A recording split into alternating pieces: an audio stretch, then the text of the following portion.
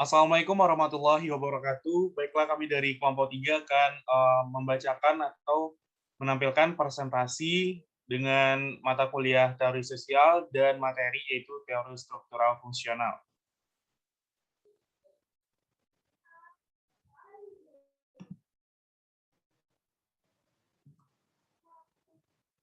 Dengan beranggotakan yaitu Muhammad Zidane Hazid, NIM 210427174, Tio Andika Nambela, NIM 210421187, Putri Wahyuni, NIM 210421192, Raisa Indira Putri, NIM 210422201, dan Ridho Ilahi, NIM 210422204. Yang pertama itu abstrak, di mana teori struktural fungsional lahir sebagai reaksi terhadap teori evolusioneri. Tujuan dari kebijakan evolusioneri adalah untuk membangun tingkat-tingkat perkembangan budaya manusia, dan tujuan kajian struktural fungsional adalah untuk membangun sistem sosial atau struktural sosial. Struktural fungsional berisikan sebuah cara untuk mempersiapkan masyarakat dari sudut pandang hubungan struktur yang saling berhubungan di antara mereka. Dan teori struktural, menurut Talcott Parsons, yaitu mendekatkan teori ini timbul lewat cara pandang yang menyamakan manusia dengan organisme biologis dan menunjukkan adanya saling ketergantungan satu sama lainnya. Dan dari beberapa ahli pun juga mengatakan bahwa teori struktural yaitu konsep diferensiasi struktural menurut Smeltzer, modernisasi akan selalu melibatkan diferensiasi struktural karena modernisasi ketidakteraturannya dalam masyarakat yang menjalankan fungsi secara khusus.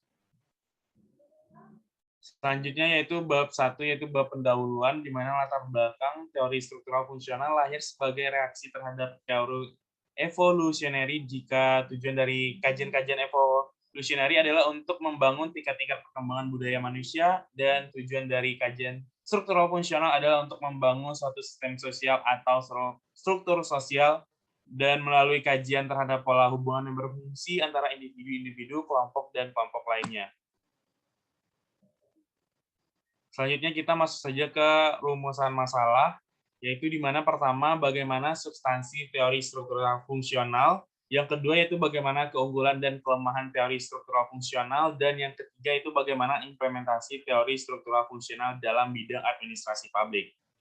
Tujuannya yaitu pertama untuk mengetahui substansi teori struktural fungsional, yang kedua untuk mengetahui keunggulan dan kelemahan teori struktural fungsional, dan yang ketiga yaitu untuk mengetahui implementasi teori struktural fungsional dalam bidang administrasi publik. Untuk bab 2 pembahasan yaitu substansi teori struktural fungsional akan dijelaskan oleh Raisa Indira Putri. Kepada Raisa Indira Putri dipersilakan. Baiklah, Assalamualaikum warahmatullahi wabarakatuh. Perkenalkan, nama saya Raisa Indira Putri dengan NIM 2104221. Pada hari ini saya akan membacakan substansi teori struktural fungsional. Teori struktural fungsional adalah sebuah teori yang berisikan sebuah cara mempersepsikan masyarakat dari sudut pandang hubungan-hubungan struktur yang saling berhubungan di antara mereka.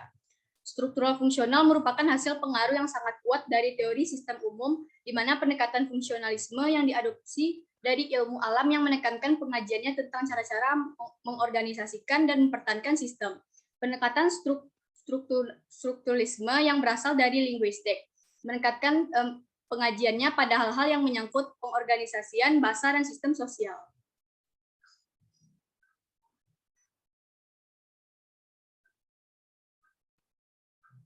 Slide berikutnya.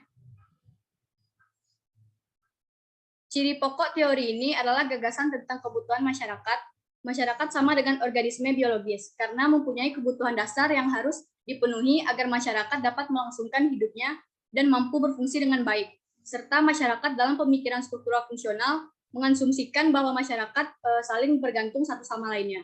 Dikutip dari buku Rekonstruksi Teori Sosial Modern, teori struktural fungsional menghasilkan perspektif yang menekankan harmoni dan regulasi karena dibangun atas dasar sejumlah asumsi-asumsi sebagai berikut.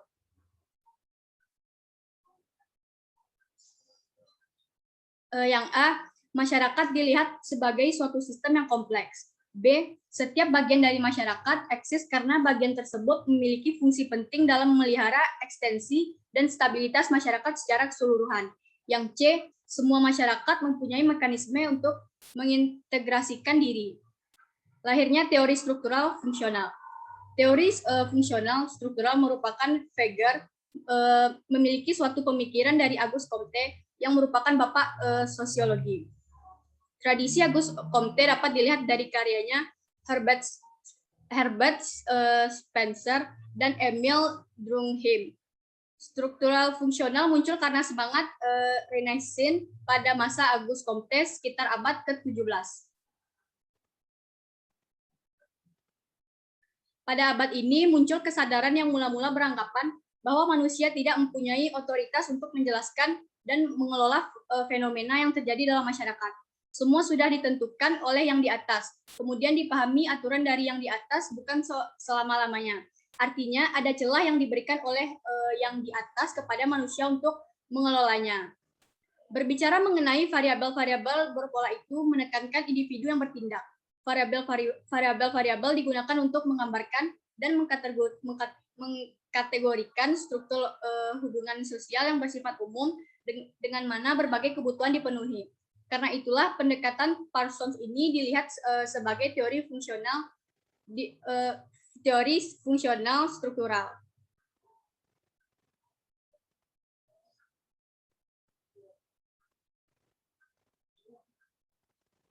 Merton dalam Ye Bunu mengatakan bahwa objek analisis sosiologi adalah fakta sosial seperti peranan sosial, pola-pola institusi, proses sosial, organisasi kelompok, pengendalian sosial, dan sebagainya. Mereka yang menganut teori ini cenderung memusatkan perhatian kepada fungsi dari satu fakta sosial terhadap fakta sosial yang lain. Meskipun menurut Merton, pengertian fungsionalisme struktural lebih banyak ditunjukkan pada fungsi-fungsi dibandingkan dengan motif-motif. Fungsi adalah akibat yang dapat diamati menuju adaptasi atau penyesuaian dalam suatu sistem.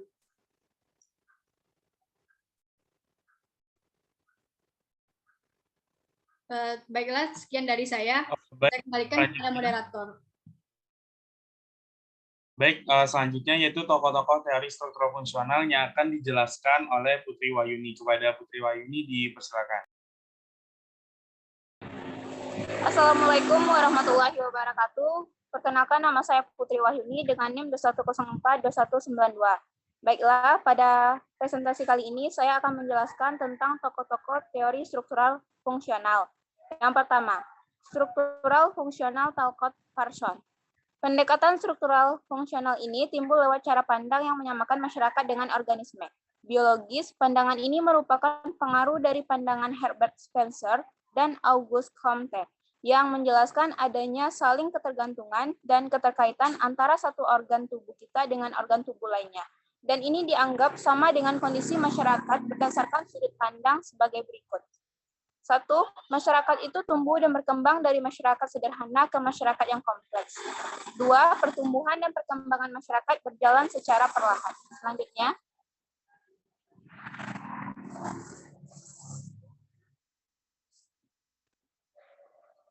Selanjutnya,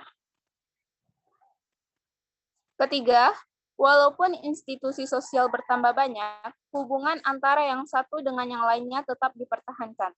Keempat, sama dengan organisme biologi, karena bagian-bagian dalam organisme sosial memiliki sistemnya sendiri. Talcott Parsons mengembangkan konsep-konsep imperatif fungsional yang bertujuan agar sistem bisa bertahan. Hal tersebut dikenal dalam singkatan AGIL sebagai berikut. 1. Adaptation. Adaptasi merupakan kemampuan masyarakat untuk berinteraksi dengan lingkungan yang ada dan alam sekitarnya. Kedua, goal attainment. Merupakan kecakapan untuk mengatur dan menyusun tujuan-tujuan masa depan. Selanjutnya,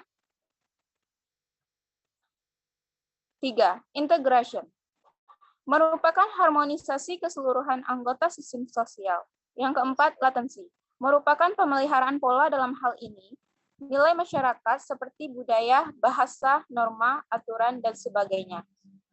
Struktural fungsionalisme yang dibangun Talcott Parsons dan dikembangkan oleh sosiolog-sosiolog Eropa membuat teori ini bersifat empiris, positif, dan ideal. Ada asumsi bahwa tindakan manusia itu bersifat sukarela atau voluntaristik.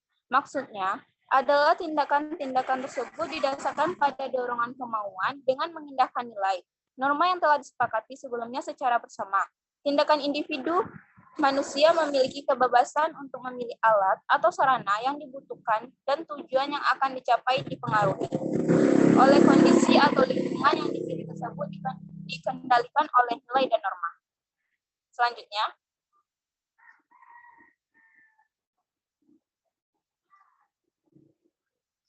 dua, struktural fungsional Robert Kimerton. Robert memberikan pandangan bahwa struktural fungsional adalah kehidupan masyarakat dalam keseimbangan sosial yang akan berjalan jika keteraturan sosial difungsikan dengan baik. Beberapa teori Robert Kimerton yang terungkap dari 3 postulat, diantaranya yaitu 1.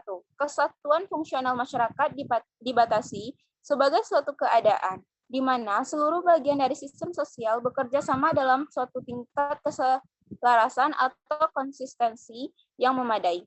Di sini, Merton menegaskan bahwa kesatuan fungsional yang sempurna dari suatu masyarakat adalah bertentangan dengan fakta. Selanjutnya,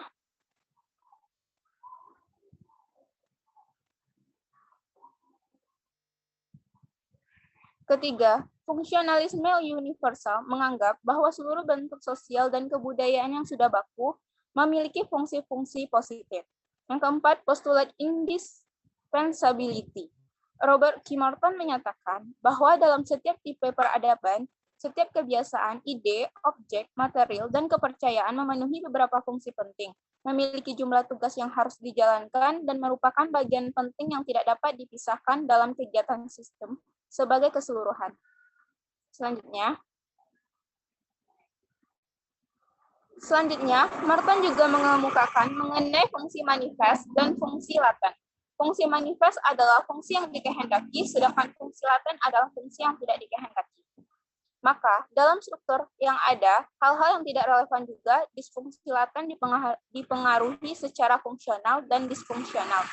Lebih jauh konsepnya mengenai fungsi manifest dan laten telah membuka kekaguan bahwa fungsi selalu berada dalam daftar menu struktur. Merton pun mengungkapkan bahwa tidak semua struktur sosial tidak dapat diubah oleh sistem sosial, tetapi sistem sosial tidak dapat dihapuskan. Dengan mengakui bahwa struktur sosial dapat membuka jalan bagi perubahan sosial. Selanjutnya,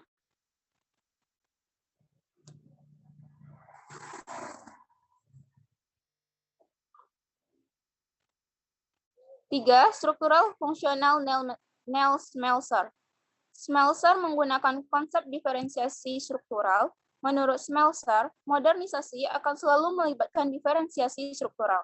Hal ini terjadi karena dengan proses modernisasi, ketidakteraturan masyarakat yang menjalankan berbagai fungsi yang lebih khusus. Setelah adanya diferensiasi struktural, pelaksanaan fungsi dapat dijalankan secara efisien.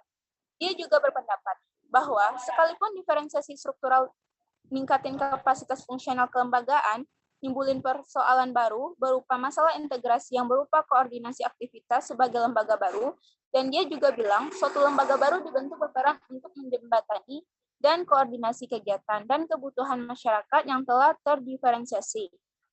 Perlunya lembaga penempatan tenaga kerja untuk membantu para pencari kerja. Menurut Smelser, persoalan integrasi tidak dapat diselesaikan secara sempurna karena hal sebagai berikut. 1. Karena adanya konflik nilai dan kepentingan dari lembaga penghubung. 2. Persoalan integrasi tidak dapat diatasi secara total karena adanya ketidakseimbangan perkembangan dan pembangunan kelembagaan masyarakat diperlukan. Menurut Smelser, faktor yang menentukan perubahan sosial ialah keadaan struktur untuk berubah, dorongan untuk berubah, mobilisasi untuk berubah, dan pelaksanaan kontrol sosial. Dalam upaya melakukan perubahan, dibutuhkan peran kolektif atau kebersamaan dalam pembangunan dan tidak individual. Baik, sekianlah materi yang dapat saya jelaskan. Saya kembalikan ke moderator. Baik, terima kasih kepada Putri Wahyuni. Selanjutnya yaitu materi tentang keunggulan dan kelemahan teori struktural fungsional yang akan dijelaskan oleh Ridho Ilahi. Kepada Ridho Ilahi, disilakan. Baik, Assalamualaikum warahmatullahi wabarakatuh. Perkenalkan, nama saya Ridho Ilahi, NIM 21042204. Kali ini saya akan menjelaskan tentang keunggulan dan kelemahan teori struktural fungsional. Keunggulan teori struktural fungsional. Adapun keunggulan dari teori struktural fungsional yaitu memerlukan bahasa sebagai alat untuk menyampaikan dan memahami arti kata-kata. Penggunaan bahasa diprioritaskan secara lisan dan konteks. Jika penutur memahami maksud tuturan lawan bicara berdasarkan konteks yang ada, atau termasuk lokasi, waktu, dan kepada siapa, maka proses komunikasi akan berlangsung. Selanjutnya,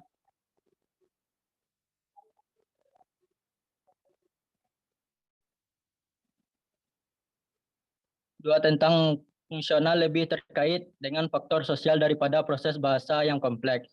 Oleh karena itu, bahasa tergantung pada masyarakat penutur bahasa. B. Kelemahan teori struktural fungsional. Adapun kelemahan teori struktural fungsional yaitu satu, fungsionalisme, cenderung terlalu menekankan kepada tingkat di mana masyarakat manusia bersifat harmonis, stabil, dan merupakan sistem yang terintegrasi dengan baik. Dua, karena penekanan yang berlebihan kepada harmoni dan stabilitas, fungsional cenderung mengabaikan atau meremehkan di mana konflik sosial merupakan ciri dasar dari kebanyakan masyarakat.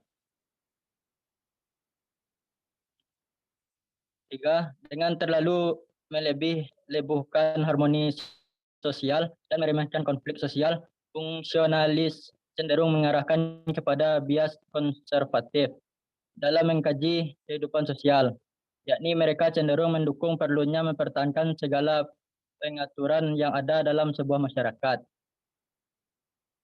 Dalam mengkaji sebuah masyarakat, mereka pada umumnya hanya mengkaji satu titik masa tertentu, sehingga menerapkan pendekatan yang jelas-jelas historis dalam mengkaji kehidupan sosial. Yang terakhir, karena fungsionalis mengabaikan dimensi histori dalam mengkaji kehidupan sosial, mereka sangat sulit menerangkan perubahan sosial. Stephen 2009.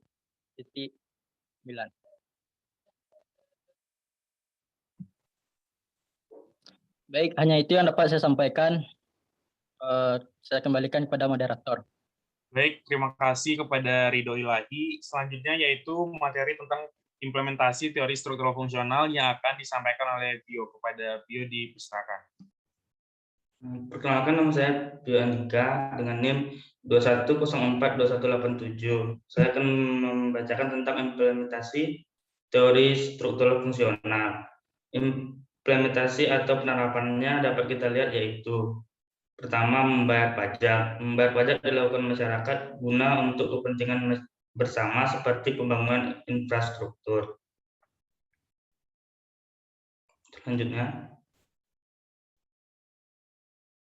kedua, pendidikan. Pendidikan adalah proses guna mewujudkan kualitas sumber daya manusia secara utuh agar dapat melaksanakan peran dalam kehidupan kelompok maupun individual baik secara fungsional dan optimal. Adanya pemerintah memberi fasilitas dalam pendidikan sehingga masyarakat mengisi dan mendorong sukses kehidupan dengan mengikuti lembaga pendidikan tertentu, seperti pendidikan formal, pendidikan non formal, serta pendidikan untuk menunjang keterampilan.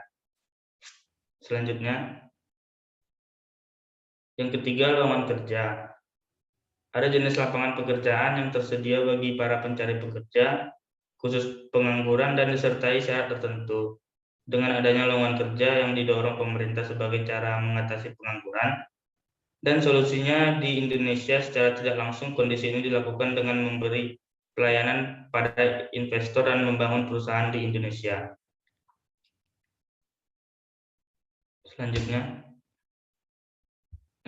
Selanjutnya itu kesimpulan. Teori struktural fungsional adalah teori yang bersihkan sebuah cara untuk mempersepsikan masyarakat dari sudut pandang hubungan-hubungan struktur yang saling berhubungan di antara mereka. Adapun tokoh teori struktural fungsional antara lain Tuckle Person. Pendekatan teori struktural fungsional ini timbul lewat cara pandang yang menyamakan masyarakat dengan organisme biologis, bahwa adanya saling ketergantungan satu sama lain. Tuckle Person juga mengembangkan konsep-konsep imperatif fungsional bertujuan agar sistem bertahan dikenal dalam singkatan agil. Selanjutnya,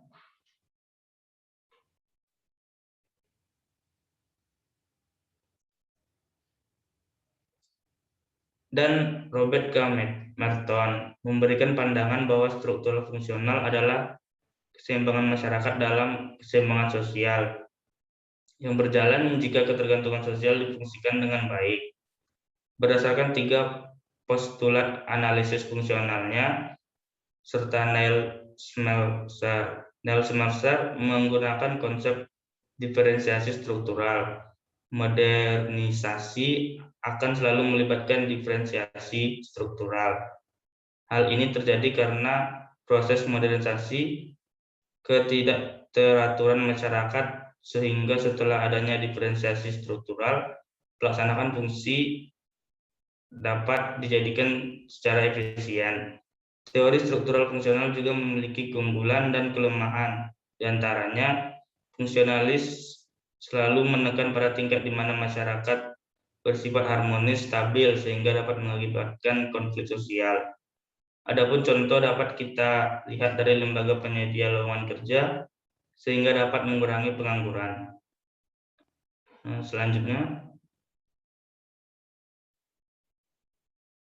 itu saran. Setelah pemaparan di atas, hendak dapat menambahkan wawasan kita tentang teori struktural fungsional. Kami menyadari makalah yang kami susun ini jauh dari kata sempurna. Oleh karena itu, kritik dan saran membangun kami terima untuk kesempurnaan makalah ini. Sekian saya kembalikan pada moderator. Baik, itulah sekian dari presentasi dari kelompok 3. Kami minta maaf apabila ada kesalahan. Kami akhiri dengan wabillahi taufik wal hidayah. Wassalamualaikum warahmatullahi wabarakatuh.